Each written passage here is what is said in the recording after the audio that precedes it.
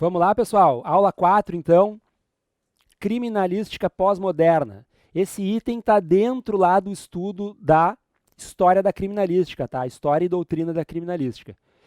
Esse item, pessoal, criminalística pós-moderna, ele vai ao encontro daquilo que nós tínhamos falado nas aulas anteriores sobre a questão dessa evolução da criminalística lá. Começa como ciência auxiliar, ciência policial, e depois né, desenvolvida por estudantes de medicina, algumas teses de doutorado na área de medicina. Depois passamos por estudo, desenvolvimento principalmente na figura do Hans Gross, que foi um professor de direito, foi juiz de direito, das ciências criminais, do direito penal. Nós começamos, então, a falar em uma ciência auxiliar das ciências criminais, das ciências penais, e agora, hoje, então, falamos numa ciência autônoma, numa ciência propriamente dita, com princípios próprios, com as suas próprias exceções, mas com os seus postulados, com as suas figuras emblemáticas, o seu pai, né, que é o Hans Gross, com o seu balizador principiológico, que é o Edmund Lockhart, e principalmente, pessoal, falando então em ciências forenses, um conjunto de ciências, então aquela ciência interdisciplinar, multidisciplinar e transdisciplinar, certo? Nós falamos em algumas ciências interdisciplinares aí, pois bem, da interdisciplinariedade, pois bem, essa ciência contempla todos os conceitos que perpassam aí pelas ciências naturais e ainda pelas técnicas, tudo voltado para a investigação científico-criminal. Tá? Então, pessoal, quando nós falamos nesse conceito aqui de criminalística pós-moderna, o que nós estamos falando? Tá? Nós passamos de um período onde a criminalística ela era estática, depois ela passa por uma criminalística dinâmica e depois ela se mostra uma criminalística pós-moderna. E o que é uma criminalística pós-moderna? Criminalística pós-moderna é aquela criminalística do século XXI, é aquela criminalística que contempla o próprio conceito de polícia científica. E por que nós estamos falando isso? Por que nós estamos atrelando a criminalística pós-moderna com a polícia científica? O perito criminal, para vocês terem uma ideia, ele é um profissional que até pouco tempo atrás estava vinculado às autoridades policiais, certo? Se discutia muito, então, se o perito criminal tinha autonomia, né, para realizar uma perícia sem que o delegado de polícia estivesse ali perto, né, inferindo no exame pericial, orientando como deveria acontecer. Isso já aconteceu muitas vezes, pessoal. Em muitos casos aí nós já temos notícia de situações onde o delegado está dando as cartas, como se diz, inferindo no trabalho pericial. Isso afeta a autonomia. Se afetando a autonomia, a prova pericial ela se mostra nula, certo? É claro que essa questão da nulidade vai tocar muito lá se nós tivéssemos uma prova de direito processual, e isso, para estudo para concurso, pode confundir um pouco. O que eu estou falando para vocês, pessoal, é que se aparecer na prova criminalística pós-moderna, vocês vão saber do que se trata, tá? Então, assim, ó, pensar uma criminalística pós-moderna significa pensar que ela era estática, virou dinâmica e agora é pós-moderna? Não, pessoal. Esses conceitos eles são cumulativos. Um conceito vai conglomerar o anterior. Então, no início, lá, quando nós falávamos lá nas investigações, na época do século XVII, século XVIII, ali a época do Sherlock Holmes, que nós falávamos no ver e repetir, vis et repertum, criminalística estática. O perito não era dado ao perito a capacidade de se manifestar, de interpretar, sob pena de, não, esse perito não é autor, não tem, esse perito ele não está embutido com uma característica fundamental que é a imparcialidade. Certo? O perito tem que ser imparcial. Isso está consagrado, está positivado lá no Código de Processo Penal, onde é disposto o seguinte, ao perito e aos auxiliares da justiça em geral, peritos, intérpretes, oficiais de justiça, designada os mesmos impedimentos e suspeições do juiz. Ou seja, se o perito for designado para realizar uma perícia em um local onde tem um inimigo capital, um amigo íntimo ou algum parente em até segundo grau em linha reta ou colateral, ele está impedido de realizar a perícia. Então ele deve designar o próximo colega. Isso vai ao encontro lá do conceito de juiz natural, né? Então nós podemos, por que não, falar num princípio do perito natural, que é o perito designado para o caso por um critério aleatório, e não a autoridade, o diretor, o dirigente lá do órgão oficial de perícia dizendo, para este caso, tal perito, para aquele caso, tal perito. Lembrem que o diretor-geral de um órgão oficial de perícia é designado pelo governador do estado, ou pelo secretário de Segurança Pública. Então, portanto, um cargo político. Então, pessoal, tenham em mente que o perito deve gozar também da imparcialidade, é uma característica natural. Uma vez afetada a sua imparcialidade, ele não tem condições de exercer a sua função, certo? Então, uma criminalística estática pensa apenas na imparcialidade. Ela é fundamental, é o princípio básico. Agora, nós não podemos esquecer que no desenvolvimento da perícia, no desenvolvimento das técnicas periciais, no desenvolvimento da criminalística, no desenvolvimento das ciências forenses, nós passamos, então, para um momento em que a criminalística se mostra dinâmica. E aí, qual é o momento em que a criminalística deixa de ser tão somente estática e passa a ser dinâmica? Vis repertum et interpretandum. Ou seja, o perito vê, repete e interpreta. No primeiro momento, ele via e repetia, ou seja, ele via um fenômeno, repetia para ver se encontrava um padrão e declarava, olha, essa situação criminal aqui encontrada, a situação X, está consagrada em um padrão, então nós vamos colocar isso nos anais e vamos dizer, olha, isto configura um padrão criminal. Assim como Cesare Lombroso tentou lá atrás, Cesare Lombroso é o exemplo clássico da criminalística estática. Pois bem, na criminalística dinâmica, lá de Edmund Lockhart e de Hans Gross, ver, repetir e interpretar, ou seja, há uma interpretação dos vestígios de forma a mencionar isto é científico, isto não é científico. Isto é científico e, portanto, serve para a investigação criminal. Isto não é científico. Isto comprovadamente, cientificamente, não é verdadeiro. Ou cientificamente não faz sentido. Então, como Edmund Lockhart ousou dizer lá no século XIX sobre a tese de doutorado de Cesare Lombroso, certo? Que é o pai da antropologia criminal. Ele não é de todo errado, mas ele não está enquadrado cientificamente no que nós chamamos de criminalística dinâmica. Então, ver, repetir e interpretar.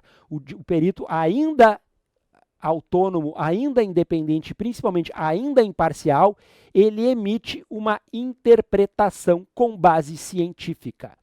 E a base científica é o método hipotético-dedutivo que nós vamos ver mais adiante. O método hipotético-dedutivo, ele serve perfeitamente para investigações científico-criminais e, portanto, periciais de local de morte violenta.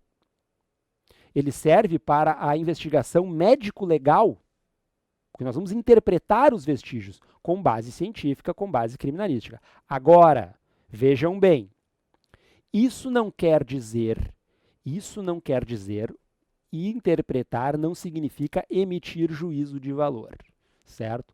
No momento em que o perito emite juízo de valor, ele não vai fazer isso através de um laudo pericial, ele vai fazer isso através de um parecer. E aí este parecer, que vai conter a opinião do perito, não se trata de perícia. E, portanto, o perito não está atuando como perito, ele vai atuar como um assistente técnico, certo? Lembrando, antecipando aqui também para os senhores, aliás, antecipando, porque nós vamos falar isso lá na frente, quando tratarmos do laudo pericial, dos documentos periciais, que no processo penal só existe a perícia oficial, certo? Vou deixar vocês entenderem a informação. Vou repetir. No processo penal, a perícia é sempre oficial. Não existe o perito da parte no processo penal. Lembrando, nós estamos falando de criminalística, processo penal. A prova pericial ela tem origens no processo civil e origens no direito civil, como nós vamos ver mais adiante, tá, gente? Mas quando nós falamos em criminalística, uma das ciências que compõe a criminalística é o direito processual penal. Aliás, eu diria, ela é 30% do estudo da criminalística está calcado no processo penal, certo? O restante está dividido em direito penal, em medicina legal, em engenharias forense, em informática forense, hoje muito tratada, por sinal. Enfim. Agora, o processo penal é muito básico. E lá está consagrado que a perícia a prova pericial ela é sempre elaborada por perito oficial. Aí alguém vai dizer, professor, mas e o perito ad hoc? Exceção à regra, certo? Perito ad hoc é a exceção à regra. O que é o perito ad hoc? Ad hoc é o perito para a causa específica. Ou seja, o delegado de polícia, quando não tinha disponível um perito oficial na sua região, na sua comarca, na sua circunscrição, ele mesmo nomeava um policial ou alguém com experiência em determinado caso e efetivava a sua nomeação e então produzia-se a prova pericial nesse sentido. Arbitrava-se honorários e assim se procedia. Só que com o advento da institucionalização dos órgãos oficiais de perícia, não tem mais cabimento a nomeação de perito ad hoc. O perito ad hoc não existe mais do ponto de vista prático. Existe a previsão legal, mas é só quando não existe perito oficial com expertise em determinada área. E isso não existe mais. Inclusive, os estados recorrem a peritos oficiais de outros estados ou da Polícia Federal para exercer determinada competência em matéria científica. Agora, nós não falamos mais no perito ad hoc. O perito ad hoc só existe lá na letra da lei e é letra morta. Infelizmente, agora na reforma de 2019, com o pacote anticrime, o CPP foi reformado e, infelizmente, não foi extinta lá a figura do perito ad hoc. É uma reserva de mercado que foi feita, mas na prática ele não existe. E por que eu estou falando isso? Porque, pessoal, perito é sempre oficial. No processo penal, repito, ele é sempre oficial. Quando nós falarmos no perito judicial, aí nós estamos falando lá do processo civil. Perfeito? Perito no processo penal é sempre oficial. É sempre o órgão oficial de perícia. Se por acaso ele emitir juízo de valor, uma opinião, aí ele está emitindo um parecer. Nós não estamos falando de perícia, ele está como assistente técnico. O perito ainda pode ser uma testemunha. De novo, voltando lá no livro da professora Carmen Vaz, que eu falei para vocês. Aquele livro da professora Carmen Vaz, ele é uma tese de doutorado emitido pela Universidade de Girona, o programa de pós-graduação em Direito Probatório. É o que há de mais mais novo no estudo do direito probatório, e principalmente na prova pericial, está consagrado nessas teses de doutorado que a Universidade de Girona, o programa de pós-graduação em direito probatório, tem produzido, certo? Então, nesse contexto, esse material que está sendo produzido está revelando novas nuances, novas facetas da prova pericial. E uma delas, uma eu já falei, que nem toda prova pericial é científica. A segunda delas é que, segundo a interpretação dessa tese de doutorado da professora Carmen Vaz, o perito oficial ou não, do processo civil, do processo penal, ele, na verdade, ele é uma testemunha. Ele é uma testemunha do conhecimento que ele adquiriu. Ele analisa o objeto e emite uma interpretação com base no seu conhecimento científico. Então, na verdade, ele estaria prestando um testemunho. E como testemunho, ele está, enfim, sujeito às nuances lá da prova testemunhal, falsas memórias, enfim, não vem ao caso, tá, pessoal?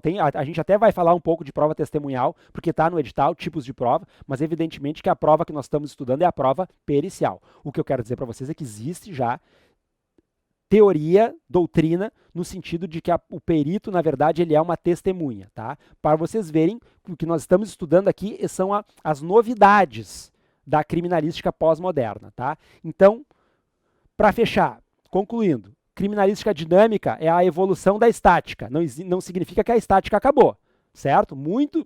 Lembre lá do exame de balística.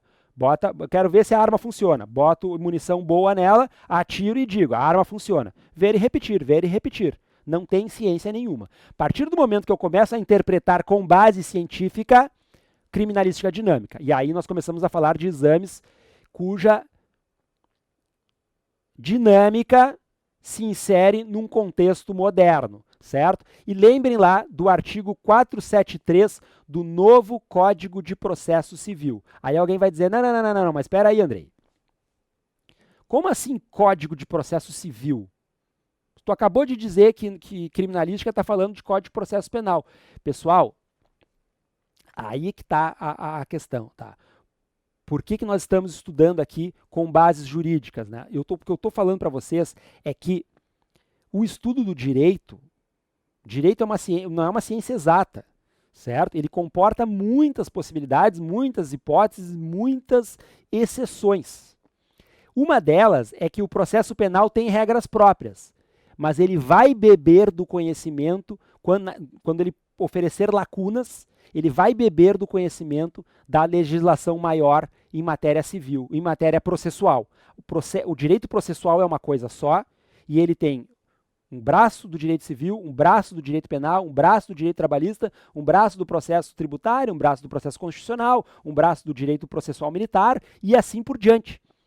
Mas, principalmente, o direito processual penal, quando ele deixar lacunas, nós vamos procurar a resposta lá na regra geral do processo, que é o Código de Processo Civil, certo? E lá no Código de Processo Civil, nós vamos, que é uma lei nova, é uma lei de 2015, então o Código de Processo Penal, que é uma lei de 1940, que foi reformada em 2019 e ainda assim deixou lacunas, como, por exemplo, esta, que está consagrada lá no artigo 473 do novo Código de Processo Civil de 2015, que diz o quê?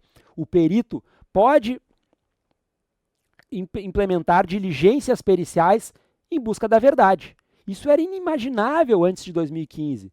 Se dizia, não, o perito tem que ficar inerte. O perito não pode correr atrás das provas, não pode como se diz, se contaminar.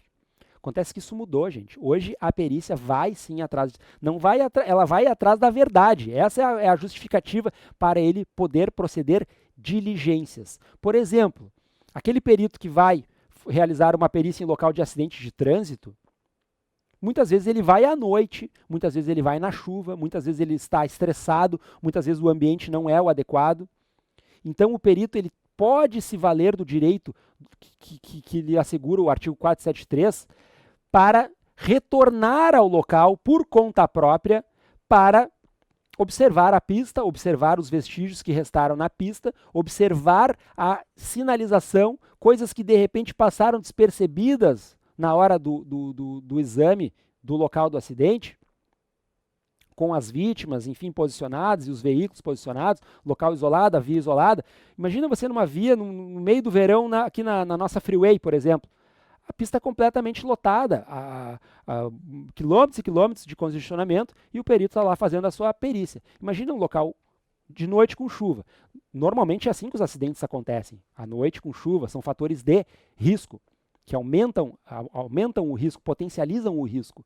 Então, o perito pode se valer do artigo 473 do novo CPC para retornar ao local. Quando ele vai retornar ao local, ou à cena suspeita, ele precisa utilizar uma viatura pública, portanto combustível, ele precisa, se for em outra cidade, receber diárias, isso pode implicar. Então, desde que devidamente justificado, o perito pode sim exercer diligências em busca da verdade. Tudo em nome da nova criminalística que surge, então, a partir do século XX e XXI, que é a criminalística dinâmica. Muito bem, então, para fechar, nós passamos de um período de criminalística estática para uma criminalística dinâmica. E o que é a criminalística pós-moderna? O ideal estado das coisas no âmbito pericial seria a abundância de elementos materiais, chancelados pelo rigor científico, fazendo com que os elementos subjetivos fossem dispensáveis. Então é aqui que eu falei para vocês, pessoal. Os elementos subjetivos, eles... Que bom que seria se nós pudéssemos eliminar a subjetividade e tivéssemos uma prova pericial estanque, que diria o seguinte: isso, segundo a ciência, eu boto uma equação ali e digo, o resultado está aqui. Como química, botamos um elemento, o outro, obtemos um terceiro resultado, um terceiro elemento, o resultado está aqui, ele está pronto, culpado e inocente. Se fosse assim, nós teríamos uma prova tarifada, uma prova pericial tarifada. O que é a prova tarifada? É aquela prova que ela é superior às outras. Eu disse na aula passada, no processo penal não existe prova superior à outra. O juiz não está adstrito ao laudo pericial. Ele pode julgar contra o laudo, pode usar parcialmente o laudo para justificar a sua decisão, ele pode simplesmente ignorar o laudo, ele pode usar totalmente o laudo, se abraçar no laudo na sua decisão. O juiz é o livre convencimento, ele só precisa motivar. Quando ele dá a decisão, ele precisa dizer qual prova preponderou. Agora, não existe hierarquia entre as provas. Combinado? Então, muito bem. O ideal estado das coisas no âmbito pericial seria isso, nós deixarmos de lado lá a prova subjetiva, o aspecto subjetivo. O problema, gente, é que hoje em dia nós dispomos de elementos que são subjetivos, ciências, artes, comunicações, técnicas, que falam, se comunicam através da subjetividade, num grau tão ou quão maior ou menor, mas enfim, no mesmo grau que a objetividade. De forma que a alternativa diante da escassez de elementos, como diz lá o professor Cotomácio, é considerar os elementos imponderáveis, os elementos subjetivos, que, mediante a análise, podem ser corroborados com os demais elementos presentes na cena. Então, com base em outras evidências, com base inclusive em testemunhos, em outras provas, o perito pode sim se valer de elementos subjetivos. O exemplo clássico que eu dou aqui, aliás, esse livro do professor Cotomácio, de 2021, é um livro que ele publicou sobre acidentes de trabalho, certo? Eu utilizei o livro do professor para publicar um artigo que vai sair aí, se tudo der certo agora no mês de novembro, na revista da Escola do Ministério Público, sobre acidentes de trabalho.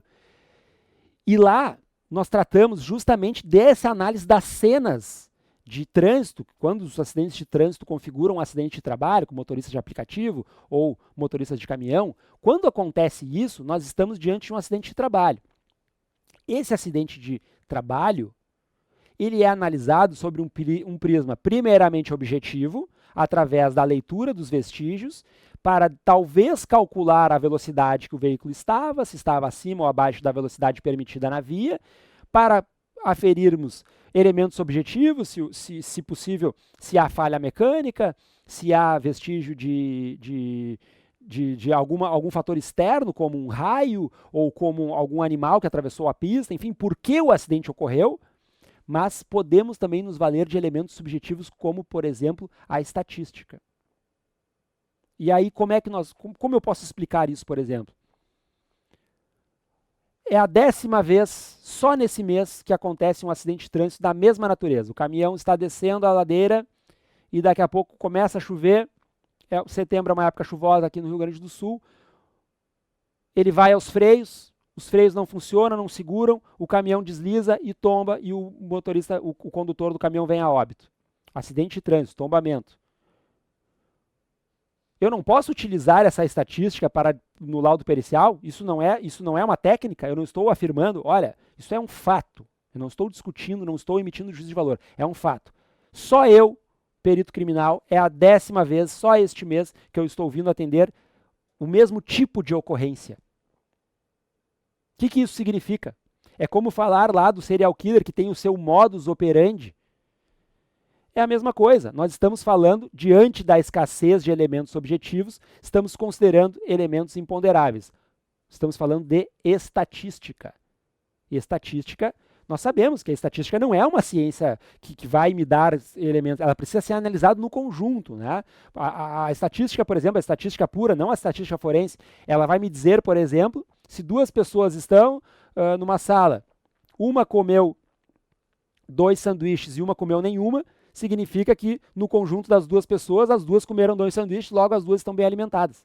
Alguém poderia ter essa interpretação. Só dando um exemplo chulo aqui para mostrar o seguinte, a estatística precisa ser lida com reservas. Então é por isso que na criminalística pós-moderna nós utilizamos os elementos imponderáveis, mas com reservas, juntamente com outros elementos, com os demais elementos presentes na cena, para aferir uma conclusão. Tá, pessoal? Então, hoje, século XXI, nós falamos em criminalística pós-moderna, que é um conceito que se insere lá no que nós chamamos de criminalística preventiva ou inteligência pericial, certo?